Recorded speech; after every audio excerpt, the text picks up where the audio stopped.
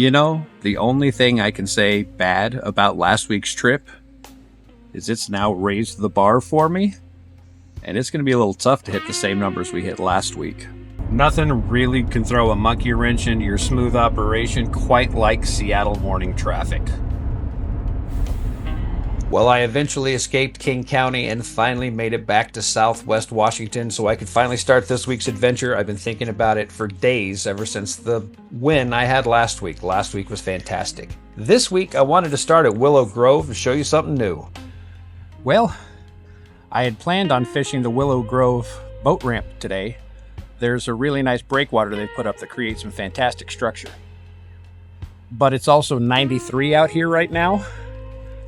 And there's no shade down there. I'm hiding in the shade just to keep from burning because I'm one of those fortunate people who burns like a lobster. So we're going to go look for some shade.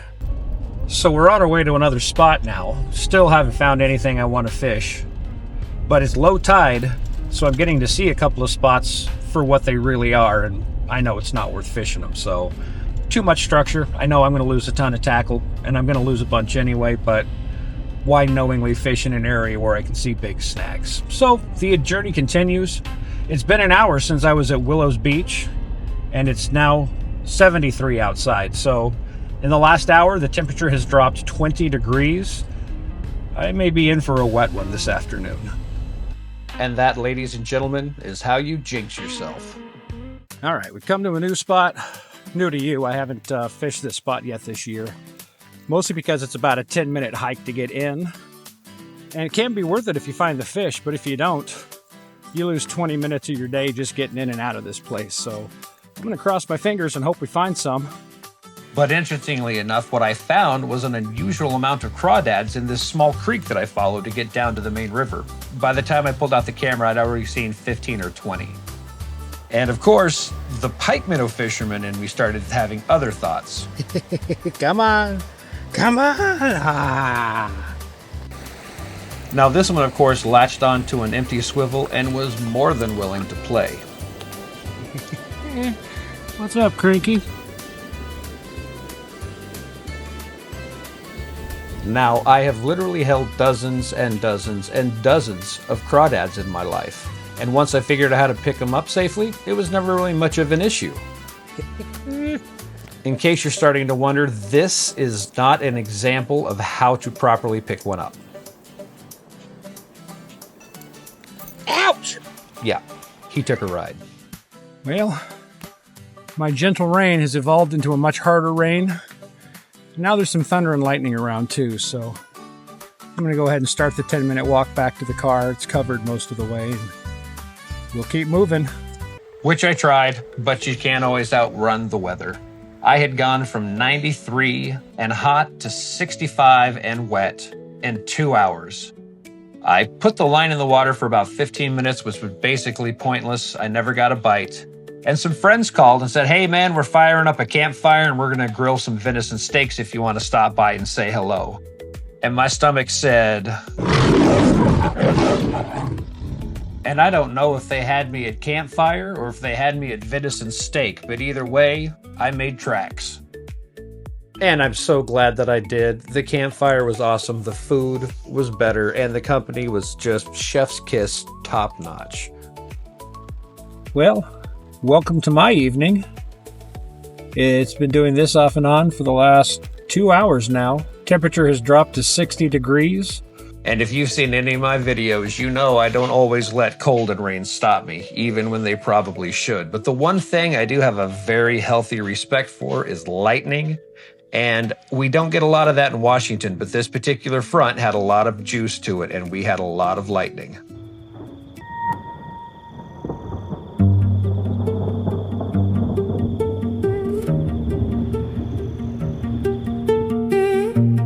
Good morning. 55 and a drizzle coming down this morning. I'm 2 hours into the day, haven't had a bite yet. That cold front yesterday and the barometric pressure change has definitely shut them down. Or the heat. Well, it's a fish. It's not what I'm looking for, but it is a fish. So that's signs of improvement. Well, that stupid suckerfish kicked off a bite for me. I'm up to 6 now. 4 of the 6 I didn't even know were on the line. I just picked it up and reeled in to check my bait, and they were just on there. So the fish are feeding, but they are not being aggressive today. And that was really, really an understatement. It was an all taste, no take kind of morning.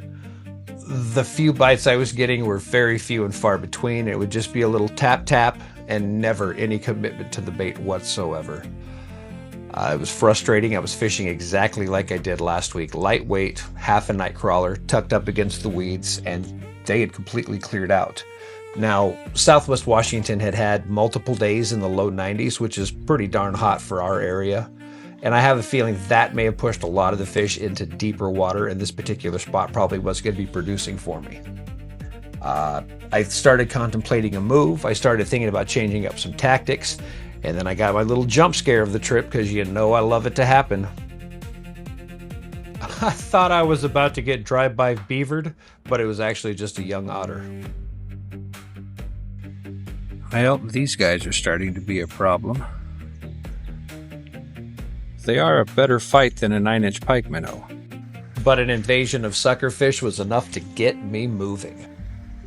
I think I might have come too far downriver. But it sure is pretty. Now I put some miles on the car because I was looking for fresh water to thrash, and I certainly found a lot of water, but the whole area just looked really, really shallow.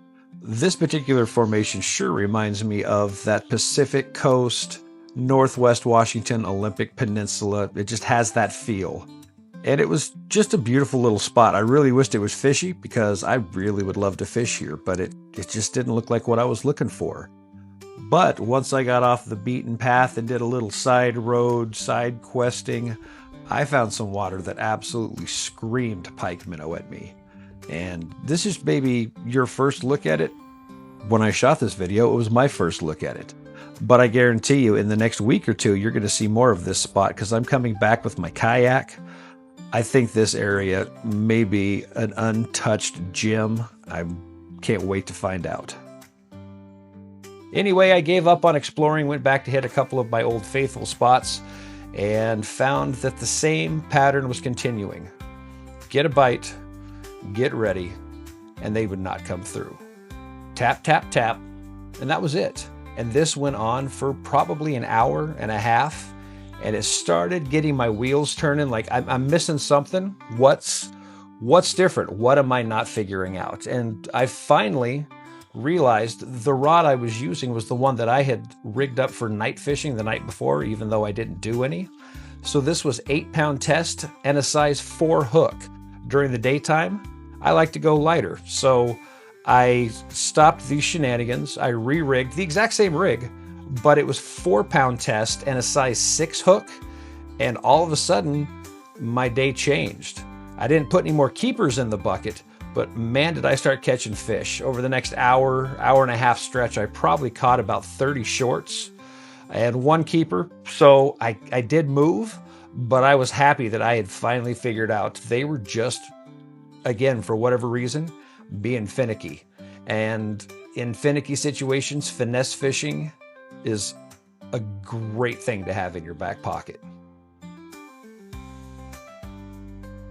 And I realize a lot of you out there watching this video right now may be scoffing, thinking, you know, that small of a change may not make that big of a difference, but I can promise you it does, at least in my area and in my experience. Because I went from, I think, landing 2 fish in an hour and a half to landing about 30 fish in an hour and a half because they committed.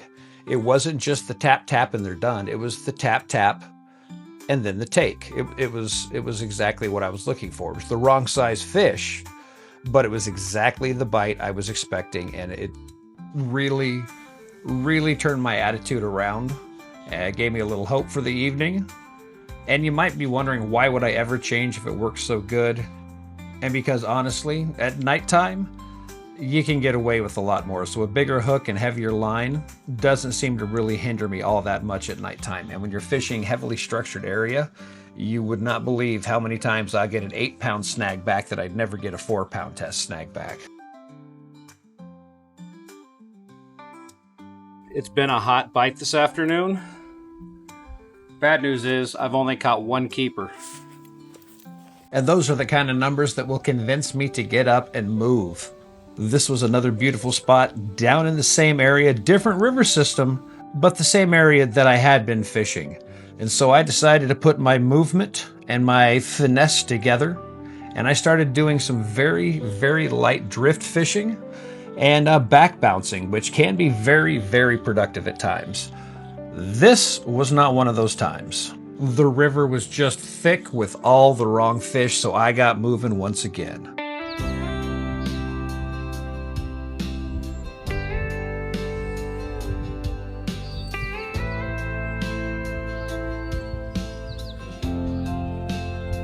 Now, in my opinion, you could not ask for a better time to be driving the Columbia Valley. You know how I feel about late afternoon, evening, sunset, that whole magic time of day. I had some really beautiful spots I wanted to check out and do a little fishing at on my way to where I planned on fishing that night. But something disturbed me, because as I started checking out these 3 or 4 different places here, one thing just slapped me in the face, and that was there was no life. There was no bait. There was no predators. There were no birds. It was just quiet. And that's a little worrisome in my department. But that was going to be future me's problem, because right now I was in a beautiful place and I had a beautiful sunset happening, and I decided to do a little photography and videography and put the fishing on hold just for a few. And I hope you like the results. Now, a half-hour time-lapse shot of this amazing sunset was enough to give me too much time to think and plot and plan, and I was really disappointed with myself, because last week was such a phenomenal trip, and this week the numbers, finally, after I made some adjustments, were really getting up there, but man, the keepers were lagging. I'm sitting here trying to decide how to tell the story of my day today. The early bite never happened this morning. From about 5 to 7, I got nothing. At 7 o'clock, the bite turned on, and I picked up 7 or 8 keepers in about 20 minutes. And it was just like somebody flipped a switch. They were done. And that was about it. I had some sucker fish move in. I ended up catching 7 of those before I finally quit that first spot and moved to other areas. I did some exploring. I found a couple of new spots that I'm going to hit next time I come back.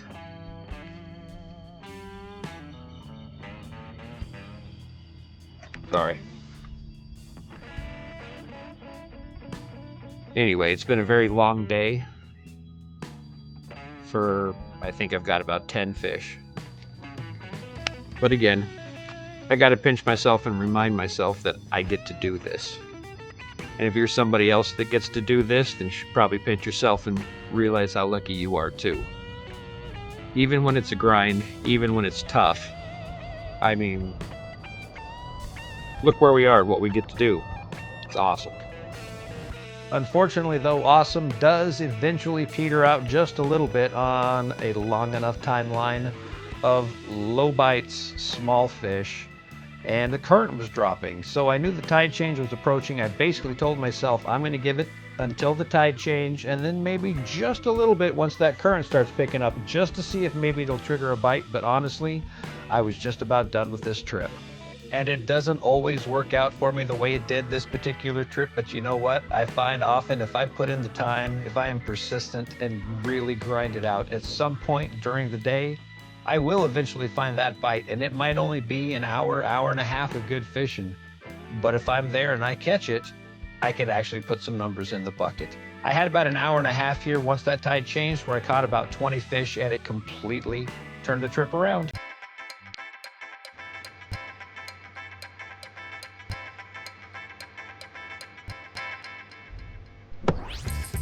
You know, in retrospect, it kind of feels like this trip had the odds stacked against me from the get-go. I had a heat wave, a cold front, a thunderstorm, and that was just the first afternoon. And I think it really stood the fishing on its head. It was kind of tough getting things dialed in. The fish were very finicky. But I hope I showed you that scaling down your presentation and honestly just grinding it out. I've told you every single video of this series, this fishery is a grind. And I mean, yeah, I get paid to fish, but it's still a grind. I guarantee you I earn every dollar I make. 30 if I get credit for all of them. One last thing I discovered and found quite interesting I thought I'd share with you. When I went over to the turn-in station, I bumped into a handful of guys that I know that are also great fishermen here in the program, and we compared notes on the day and found something interesting. Between the 6 or 7 of us, we probably were spread out across 30 miles of river and had almost identical days of a very brief morning bite and then small fish the rest of the day. Well, that's officially another trip in the books. I got credit for 29 fish. I had one that was a 1/16th of an inch shy again. And when I joke about that, I'm in no way disparaging the technicians. They're just doing their job, and they do a great job of it for us.